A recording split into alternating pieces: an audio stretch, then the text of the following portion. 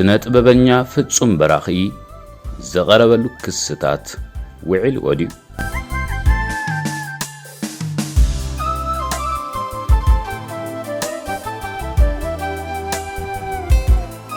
ስነጥበበኛ ፍጹም በራኺ እና ማህበረሰብ ስነጥበብ ኤርትራ በተሐግዘና ዓርከ እትብል ምስካል አዩ ዘዜማ ጣዕመ ዜማዩ ኢዱ ክሕውስን ከይጸንሕ ድማ ኣብ ልብ ኣፍቀርቲ ሙዚቃ ኤርትራ ክሰፍር ዝኻለ ገለ ተወሰኽቲ ከም ዝማመይ ስቕታ ሕሱምን ዕድልን ዝኣመሰላ ጣዕመ ዜማታት ድሕር መበርካት ድማ ከም ዝበዝሕ ኤርትራዊ መንእሰይ ንስደት ዶብ ኤርትራ ሰጊሩ ናብ ሱዳን ኣምርሐ ነቲ ኣዝዩ ሓደገኛ ዝኾነ ጉዕዞ ባሕሪ ሰጊሩ ኣብ 2013 ውፅዓ መዓት ላምፔዱሳ ኮይኑ ድሕሪ ምውፃእ ድማ ኣብ 2015 በታ እምንተይ እትብል ዜምኡ ህይወት ስነጥበብ ኣብ ስደት ኣሃሊሉ ጀመረ በተን ዝያዳይን ይሕደጋን ዝብላ ደርፍታቱ ድማ ኣዋልዶም ኣወዳቶም ኣፍቀርቲ ሙዚቃ ፍጹም በራኺ ኮነ ቀዳማይ ምርጫኦም ኣብዚ ዝሓለፈ 5 ዓመታት ኣዝየን ብዙሓት ዜማታት ናብ ህዝቢ ከቕርብ ዝበቕዐ ድምፃዊ ፍጹም በራኺ ኣብ ዜማታቱ ንባህላውያን ህርመታት ብዘመናዊ ኣገባብ ኣብ ምቅንባር ውሕሉል ክኸውን እንከሎ ግጥምታቱ ድማ ዝያዳ ኣብ ፍቕሪ ማሕበራዊ ህይወት ስደት ብፍላይ ድማ ኤርትራውን ዘሕለፎ ናይ ስደት መከራን ዘለዎ ፍቕሪ ሃገርን ኤርትራውነትን እንታይ ማለት እዩ ኣብ ዝብል ፍልስፍናን ዘድሃበ ኮይኑ ንረኽቦ ብፍላይ እታ ኤርትራውነት እትብል ምስ ሰለስተ ካልኦት ድምፃውያን ኮይኑ ዘዜማ ኣብ 2021 ኣብ እዝኒ ሰማዕቲ ዝቐረበት ትሕዝቱ ኣብ ልዕሊ ሃገርና ኤርትራን ዘለዎ ኣረኣያ ብግልፂ ዘጋሃደት ክትከውን እንከላ ኣብቲ ከይጸንሐ ምስ ሬድዮ ኤረና ዝገበሮ ናይ ቴሌፎን ቃለ ምሕትት ድማ ኣብዚ ንትግራይ ኣብ ጉዳይ ፖለቲካ ኤርትራ ብኸመይ መንጽሪና እንጥምታ ዝብል ንፖለቲካዊ ኣተሓሳስባ ኤርትራውያን መቃቂሉ ዘሎ ተጻራሪ ዝኾነ ስነ ሓሳባት ኣረኣዩ እንታይ ምዃኑ ብግልፂ ከቐምጥ ክኢሉ እዩ ፍጹም በራኺ ኣብ ልዕሊ እዚ ስነ ጥበባዊ ተውህብኡ ብዘለዎ ግሩም ማቃወማ ቅዳ ኣለባብሳን ህዱእ ባህርን እውን ኣብ ማሕበረሰብ ኤርትራ ካብቶም ልዑል ተፈታውነት ከጥርዩ ዝኽኣሉ ስነ ጥበባውያን ክኸውን በቂዑ በዚ ምኽንያት ድማ እዩ ኣብ ዝቕንያት እዚ ብጋዜጠኛ ማሕበራዊ መራኸቢታት ሰልጠነ ኣብ ልዕሊ ደቂ ኣንስትዮ ፈጺሞ ብዝበሎ ክሲ ኣብ ማዕከና ዜና ክመላለስ ምስ ጀመረ ንብዙሓት ኤርትራውያን ከሰንብድን ኣቓልቦ ክስሕብን ዝኽኣለ ሰላምታይ ረሳዕናን ዝኸበርኩም ተኸታተልቲ ኤሪዛራ ኢንተርቴይንመንት ከመይ ቀኒኹምና እምባርከስ ኣብዚ ናይ ሎሚ መዓልቲ ትንተናዊ መደብና ነታሪኽ ህይወት ስነ ጥበባዊ ፍጹም በራኺ ክንገልጽ ዘይኮንና ነቲ ብብዙሓት ኤርትራውያን ልዑል ኣቓልቦ ክረክብ ዝኽኣለን ዝሓለፈ ቀዳም ብጋዜጠኛ ማሕበራዊ መራኸቢ ሰልጠነ ዝቐረበ ብዛዕባ እዚ ፍጹም በራኺ ፈጺምዎ ዝተባህለ ገበን ኣመልኪቱ ን16 ሰዓታት ብናይ ቀጥታ ፈነወ ዝቐረበ መደብ ኣመልኪትና ኢና ትንተናዊ ትሕዝቶ ከነቕርብ ሰናይ ምክትታል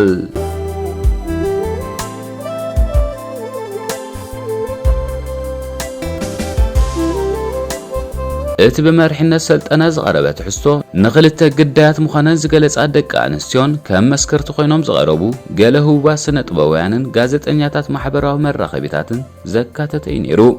ኣብዚ ብናይ ቃል ምልልስ ኣገባብ ዝተኻየደ መደብ እተን ብድምፀን ጥራይ ከም ዝቐርባ ዝተገብራ ክልተ ደቂ ኣንስትዮ ነቲ ብስነ ጥበባዊ ፍጹም ወሪድና ዝበልኦ በደል ብዝርዝር ክገልጻ እንከለዋ ከም መረጋገፂ ብምባል ድማ ምስ ፍጹም ተለዋዊጥናዮ ዝበልኦ ናይ ቴሌፎን መልእኽትን ምልውዋጣት ከቕርባ ክኢለንን ብተወሳኺ ድማ ብመሰረት እዘን ይፈልጥዮም ኢለን ዝረቕሖኦም ከም ድምፃዊ ፍረ ሰላም ድምፃዊ ዓንዲት ከምኡውን ብነሽነሽ ዝፍለጥ ናይ ማሕበራዊ መራኸቢታት ጋዜጠኛን ካልኦት ኣብዚ ጉዳይ ኣፍልጦ ኣለና ዝብሉ ውልቀ ሰባት ነዚ ክስ ዘራጉድ ቃለ ምስክርነት ክህቡ ተሰሚዖም እዮም ብሓፈሻ ኣብዚ ትሕዝቶ ዝተረኽቡ ምስክርነት ዝሃቡን ካብ ኣቕራብ መደብ ርእይቶ ንክህቡ ዕድል ዝተዋህቡ ተዓዘብትን ነቲ ዝቐረበ ክስ ዘራጉድ እንተዘይኮይኑ ኣብዚ ጉዳይ ፍልይ ዝበለ ርእይቶ ዘለዎ ዝኾነ ድምፂ ኣይተዋህበን ኣብዚ ትሕዝቶ ስነ ጥበባዊ ፍጹም በራኺ ብኽልተ ዓበይቲ ጉዳያት እዩ ክኽሰስ ክኢሉ እቲ ቀዳማይ ንዝተፈላለያ ደቂ ኣንስትዮ ብምፍርራሕ ገንዘብ ይወስድ ምንባሩ ክኸውን እንከሎ እቲ ካልኣይ ድማ ከም ተወሳኺ ኣብ ዳሕራዋይ ክፋል እቲ መደብ ዝተሰምዐ ካብ ማሕበር ስነ ጥበባውያን ገንዘብ ኣጠፋፊኡ ዝብል እዩ ነዚ ኣዝዩ ነዊሕን 16 ሰዓታት ዝሸፈነን መደብ ንዘቕረቦም ትሕዝቶታት ኣብ 3 ክፍልታት መቃቂልና ምስ ንሪኦ ኣብ ቀዳሞት ሰዓታት ናይቲ መደብ ሓንቲ ኣብ ስዊዘርላንድ እንከለኹ ዕርቃነይ ዝወፀ ስእልታት ኣብ ገዛይ ካሜራ ብምግዳፍ ድሕሪ መሓዙ ብተኸታታሊ ገንዘብ ንኽህቡ ኣገዲዱን ኣብ ህይወተይ ድማ ኣደራ ዓውሪዱለይ እትብል ጓል ኣንስተይቲ ቀንዲ ኣቓልቦ ክስሕብ ክኢላ እንተኾነ እዛ ውጽዕቲ ምዃና እትገልጽ ውልቀ ሰብ ብዘይካቲ ንልቢ ሰማዓይ ክትንክፍ ዝኽእል እተስምዖ ዝነበረት ብኽያት ዝተሓወሶ ኣዘራርባን ታሪኽን ዝኾነ ነዚ ክሲ ዝድግፍ ተጨባጥ መርትዖ ከተቕርብ ኣይትረአን። ምስ ድምፃዊ ፍጹም ንዝነበራ ምሕዝነታውን ብኣካልን ርክባ ዝገልጽ ዝኾነ ናይ ቴሌፎን መልእኽታት ይኹን ብሓደ ዘትረፍዎ ደረቕ ስእልታት እውን ከተቕርብ ኣይትረአን። እቶም ረኺበዮም ነይረ ዝበለቶም ከም ድምፃውያን ፍረ ሰላምን ዓንዲትን እውን እንተኾኑ እዛ ጓል ኣንስተይቲ ተበዲለ ኢላ ደው ኢላትልና እንተዘይኮይኑ እዚ ዝበደለ ሰብ ከምቲ ንሳ እትብሎ ፍጹም ምዃኑ ዝኾነ መረጋገፂ ከም ዘይብሎም እዮም ክገልጹ ዝስምዑ። እዚ ድማ ንዝበዝሑ ማእከላይ ኣረኣእያ ሒዞም ጭብጢ ንምርካብ ባህረርታ ዝጽበዩ ዝነበሩ ተኸታተልቲ ዘይዕገበ ነበረ። ካልኣይ ሲሶ ናይዚ መደብ እታ ብቐንዱ እዚ መደብ ምእንቲ ተባሂሉ ዝቐረበ ምዃኑ ብሰልጠነ ዝተገልጸላ ግዳይ ካብ እስራኤል ዝብል ሽም ጥራይ ዝተዋህባ ውልቀ ሰብ ዝዓብለለቶ እዩ ነይሩ። እዛ ተቐማጢት እስራኤል ዝኾነት ጓል ኣንስተይቲ እውን ብተመሳሳሊ ኣብቲ ልቢ ሰብ ዝተንከፈ መልክዕ ተቕርቦ ዝነበረት ክሲ ብመሰረት ትእዛዝ ፍጹም ነቲ ክትህቦ ዘገደዳ ገንዘብ ኣብ ኣቐምጥዮ ዝበላ ቦታ ተቐምጦ ከም ዝነበረት እያ ትዛረብ። በዚ መሰረት እዚ ድማ እቲ ገንዘብ ኣብቲ ዝበለቶ እዋን ተመሓላሊፉ ድዩ ኣይተመሓላለፈን ንምርግጋጽ ዘይከኣል ይገብሮ። ብተወሳኺ ሓንሳብ ብመገዲ ሓደ ድሒሩ እውን ከም ምስክር ኮይኑ ዝቐረበ ኤርትራዊ ኣሰጋጋሪ ገንዘብ ሰዲዳቶ ከም ዝነበረት ግና ኸኣ ብሰንኪ ዘጋጠመ ናይ ምርድዳእ ጸገም ከም ዝተመልሰለያ ትሕብር። ስለዚ ብሓፈሻ እዚ ተመሓላሊፉ ዝተባህለ ገንዘብ ከም ዝተንቀሳቐሰ ክገልጽ ዝኽእል ዝኾነ ቅብሊት ይኹን ፌርማ ክርከብ ኣይተኻለን። ኣብቲ ኸምሳልሳይ መረጋገፂ ኢላ ዘቕረበቶ ዝተሳእለ ናይ መልእኽቲ ምምልላስ እዩ ዝነበረ። እንተኾነ እቲ ኣብ ስክሪን ዝርአ ዝነበረ ዝተፈላለየ ናይ መልእኽቲ ምምልላሳት እንተወሓደ ዕለት ክንደይ ከም ዘጋጠመ ከርኢ ዝኽእል ኣይነበረን። እዚ ኸኣ ነቶም ብሚዛናዊ ኣጠማምታ ዝከታተሉ ተዓዘብቲ ከም ጭብጢ ክቕበልዎ ዝኸብድ እዩ ነይሩ። እቶም ነዛ ውልቀ ሰብ ንኽምስክሩ ዝቐረቡ ሰባት እውን እንተኾነ ብዘይካዛ ውልቀ ሰብ ካብ ዝሃበቶም ሓበሬታ ተመርኪሶም ዝረኸብዎ ርድኢት ንሳ ምስ ስነ ጥበባዊ ፍጹም በራኺ ቀጥታዊ ርክብ ከም ዘለዋ ንባዕሎም እውን ከረጋገጹ ከም ዘይከኣሉ ካብ ዝህብዎ ዝነበሩ ሓበሬታ ክፍለጥ ዝከኣል እዩ ዝነበረ። ብመሰረት ኣብቲ መደብ ዝቐረበ ጭብጥታ ድማ እታ ውልቀ ሰብ ይትረፍ ከም ዝተበደለት ምስ ተኸሳሲ ቀጥታዊ ርክብ ከም ዝነበራ እውን ዝኾነ ዘቕረበቶ ጭብጢ ነበረን። ኣብቲ ሳልሳይ ክፋል ናይቲ መደብ ዝቐረበ ኸኣ ከሰስቲ ኣባላት ኣብ ሽወደን ዝተመስረተት ማሕበር ስነ ጥበበኛታት ኮይኖም ኣብ ርእሲ ስነ ጥበባዊ ፍጹም በራኺ ዘቐረበዎ ክሲ እንተነይሩ ድማ ገንዘብ ናይ ማሕበር ሰሪቑ ዝብል እዩ። ብተወሳኺ ፍጹም በራኺ ዝተራቐቐ ገበነኛ ምዃኑን ኣብ ዝተፈላለየ ክፍለ ዓለማት ጨናፍር ከም ዘለዎን ይገልጹ። እንተኾነ ኣብዚ ጉዳይ እንተኾነ እውን ብዘይካ ቃል ናይ ከሰሲ እንተዘይኮይኑ ንኽሶም ክድርዕ ዝኽእል ዝኾነ ሰነዳዊ ጭብጥታት ከቕርቡ ኣይስምዑን። እንተወሓደ እቲ እዚ ስነ ጥበብ ወሲድዎ ዝብልዎ ዝነበሩ ገንዘብ ብፌርሙ ከም ዝተቐበሎ ዘርኢ ዝኾነ ሰነድ ኣየቕረቡን። በዚ ምኽንያት ከዓ ሕጂ እውን እቲ ግዚኡ ሰዊዩ ሓቂ ንምርካብ ባህረርታ ዝዕዘብ ዝነበረ ህዝቢ ክዕግብ ኣይከኣለን።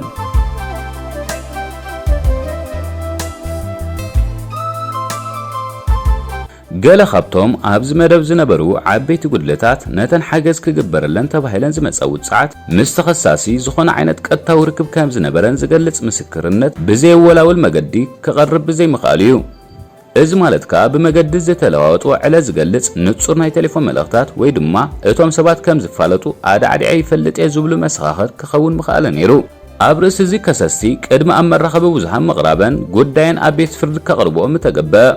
ኣቕሪበንኦ እንተኾይነን ከዓ ጉዳየን ኣበየናይ ደረጃ ናይ ፍርዲ ኣሎ ዝገልጽ ዝኾነ ይኹን ናይ ቤት ፍርዲ ሰነድ ከቕርባ ምተገበአ ነይሩ።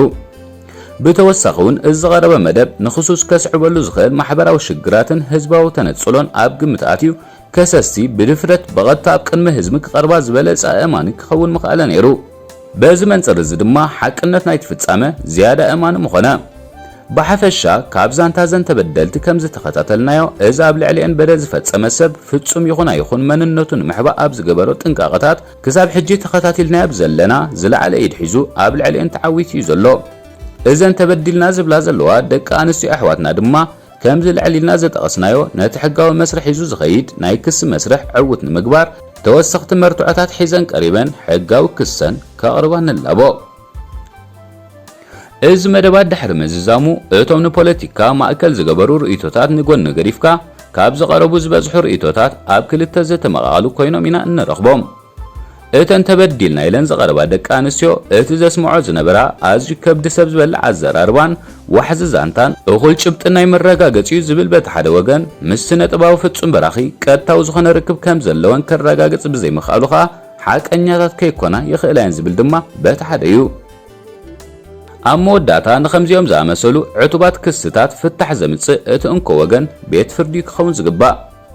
ብፍላይ ከዓ ኣብ ክፍሊ ዓለም ኤውሮጳ ከዓ ኣገባብ ቤት ፍርዲ ዘይከም ናይ ሕብራት መንግስታት ኣሜሪካ ቀሊልን ብዙሕ ወጻኢታት ዘይሓትትን እዩ።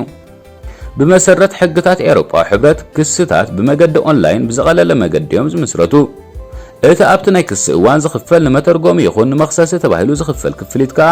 እቲ ክሲ ዕውት ኮይኑ ምስ ዝርከብ ተመላሲ እዩ ዝኸውን። ኣብ ውሽጢ 14 መዓልታት ድማ መጋባያ ቤት ፍርዲ መልሲ ናይ ክሲ ዝሓዘ ሰነድ ናብ ከሳሲ ክመልስ ግዴታ ኣለዎ። ከሳሲ ከዓ ቤት ፍርዲ ንዘቕረቦ ተወሳኽቲ ሕቶታት ኣብ ውሽጢ 30 መዓልታት መልሲ ክህብ ይግደድ።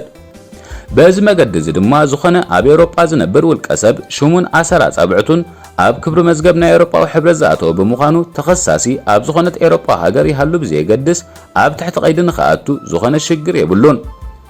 በዚ መንጽር እዚ ክርአ እንከሎ እዘን ከምዚ ተበደላ ዝሕብራ ኤርትራውያን በቐሊሉ ነዚ መስራሓት ተኸቲለን ነቲ ዘጋጠመን ሽግር ናብ ሕጊ ከቕርቦ እዩ ዝግባእ። ናይ ሕጊ ሰብ ሞያ ድማ ነቲ ኣጋጢሞን ዘሎ ሽግር ንኽፈትሓ ዝለዓለ ተኽእሎ ክህልዎም ይኽእል። ብተወሳኺ ናይ ማሕበራዊ መራኸቢታት ጋዜጠኛታት እውን እንተኾኑ ከምዚ ዝበለ ኣዝዩ ተኣፋፊ ዝኾነ መደባት ኣብ ዘቕርብሉ ብመጀመርያ ንግዳያት ናብ ቤት ፍርዲ ቀሪበን ጉዳያተን ንኽከታተላ ከማኽሩ ዝሓሸ ይኸውን። ምናልባት ነዚ ጉዳይ ንኽፈትሑ ካብ ዘለዎም ሰናይ ድሌት ናብ ቻነላቶም ከቕርቡ እንተኾይኖም ከዓ ነዚ ጉዳያት ብኸመይ ኣገባብ ክሕዝዎ ከም ዘለዎም ዝከታተል ሕጋዊ ኣማኻሪ ወይ ጠበቓ ክቆፅሩ ዝሓሸ ይኸውን። ምኽንያቱ ሕጊ ንሓቂ ንምርካብ እቲ ዝሓሸ ኣማራፂ ምዃኑ ዓለም ለኻዊ ርድኢት ስለ ዝኾነ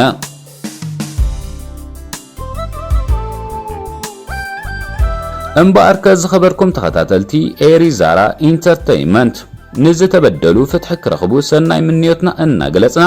ኣብዚ ጉዳይ ትንታነን ርእይቶን ዘጣመረ መደብ ሒዝናልኩም ዝቐረብና ኣዳላዊ ቶማስ በርሀ ምስ ኣንባቢ ሙሴ ግርማጽዮን ብምዃን ኢና።